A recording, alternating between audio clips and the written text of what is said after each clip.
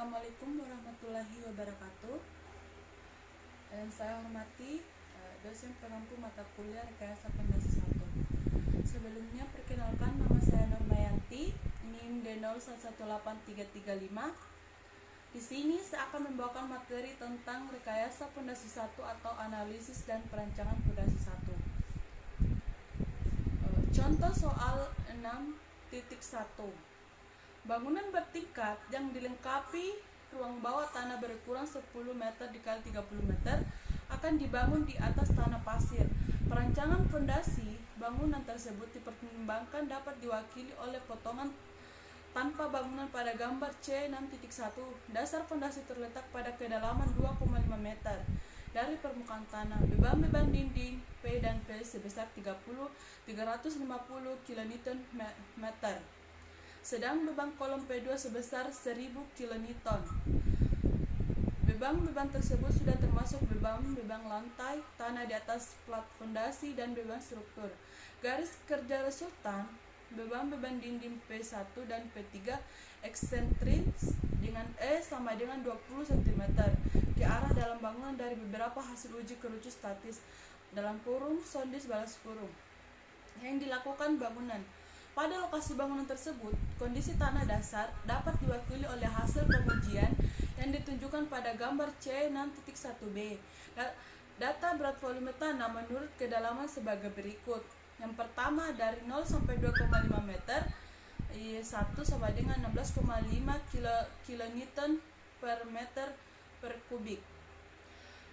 Nomor 2, dari 2,5 sampai 6 meter, Y2 sama dengan 16,5 kN meter pangkat 3. Nomor 3, dari 6 sampai 9,75 meter, Y3 sama Nomor 3, dari 6 sampai 9,75 meter, Y3 sama dengan 18 kN per meter pangkat 3. Yang keempat, dari 9,75 sampai 11,75 meter, Y4 sama dengan 17 kN meter pangkat 3. Sudut gesek dalam efektif di bawah dasar fondasi rata-rata adalah 35 derajat dan C sama dengan fondasi yang memenuhi syarat faktor aman terhadap kapasitas dukun dan penurunan. Dalam kurun disyaratkan penurunan maksimum 40 mm dan 8 per L lebih kecil dari 1/300. Dalam hitungan kapasitas dukun gunakan persamaan fasis dalam kurun 1975 balas kurung. Menghitung dimensi pondasi, kapasitas pondasi. Di sini ada dua, kapasitas dukun aman, rumusnya itu QS sama dengan 1/F dalam kurun Q in balas kurun ditambah dalam kurun dV gamma. Kapasitas dukun ultimate neto, rumusnya itu QUN sama dengan QU dikurang dV gamma. Di sini ada 3 gambar. Yang pertama itu ada penampang bangunan yang baiklah, di sini ada 3 gambar yang bisa kita lihat di sini. Yang pertama itu bagian A, penampang bangunan. Bagian B, data pengujian penetrasi kerucut statis. Bagian C itu pembebanan dan dimensi pondasi.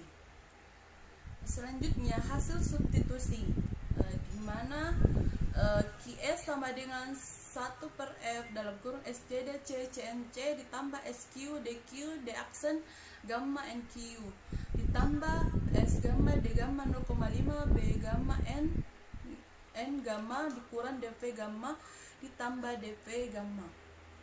Hasil akhir dengan menggunakan perspektif dengan sudut 35 derajat, di mana NC sama dengan 46,12, NQ sama dengan 33,30, N gamma sama dengan 48,03. Selanjutnya perhitungan untuk pondasi P2. Faktor bentuk pondasi, di mana SQ sama dengan 1 ditambah TG sudut gesek sama dengan 1 ditambah TG 35 derajat sama dengan 1,7. SY sama dengan 0,60. Itu adalah faktor bentuk pondasi. Di sini ada yang kedua itu faktor kedalaman pondasi. Kita bisa lihat penyelesaiannya di bawah. di samping di mana itu 1000 per B2 akar 2 sama dengan 79,25 B2 ditambah 20,24 per B2 ditambah 193,91. 79,25 B2 akar 3 ditambah 193,91 B2 akar 2 ditambah 20,24 B2 dikurang 1000 sama dengan 0. Itu adalah kita menggabungkan semua nilai dari di faktor kedalaman fondasi. Maka diperolehlah ukuran kolom fondasi P2 adalah 1,75 meter dikali 1,75 meter.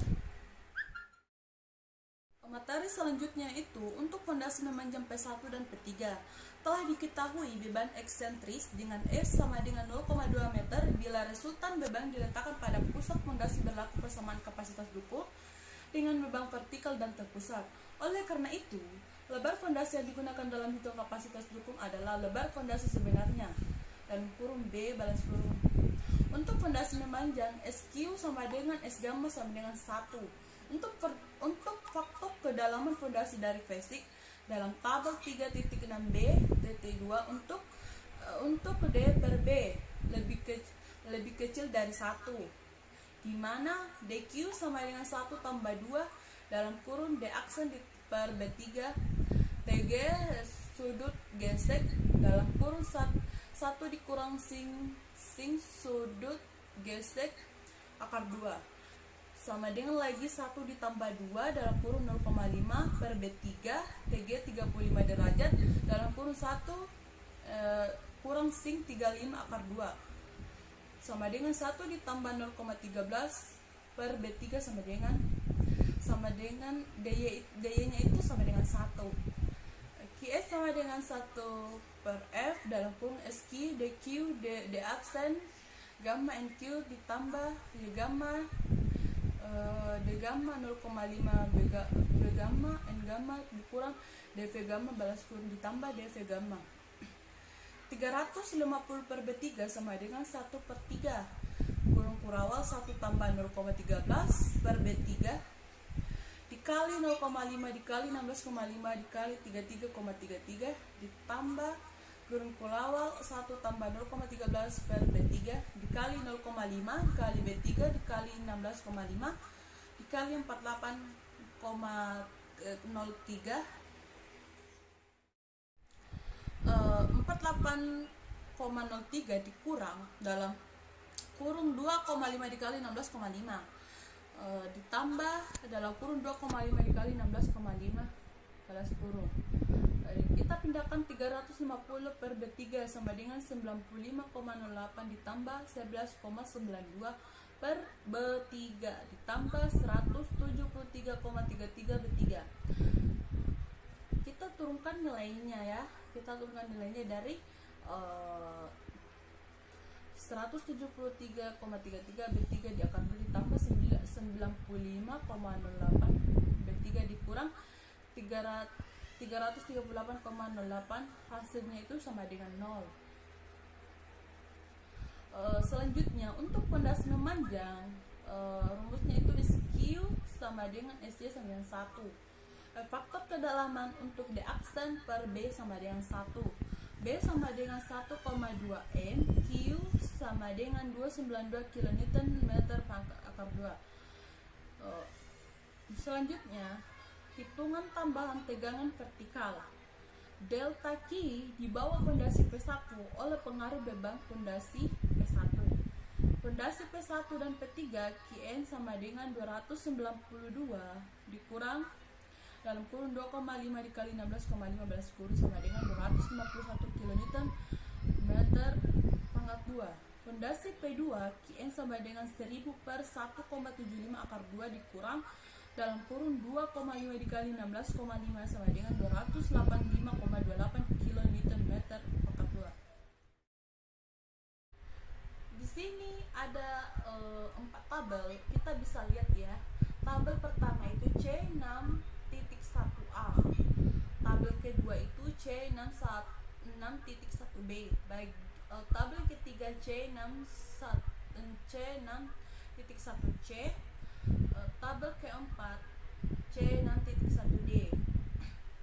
Penurunan fondasi P2 SI dalam kurung P2 sama dengan 0,016 ditambah 0,007 ditambah 0,013 sama dengan 0,036 meter sama dengan 36 mm, lebih kecil dari 40 mm.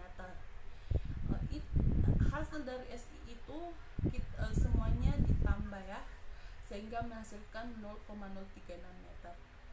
Dari hitungan di atas diperoleh penurunan maksimum 36 mm lebih kecil dari 40 mm. Besarnya beda penurunan akibat penurunan tak seragam antara fondasi P1 dan P2 atau antara P3 dan P2. Delta L sama dengan SI per 2 balas kurung dikurang SI dalam kurung P1 balas kurung.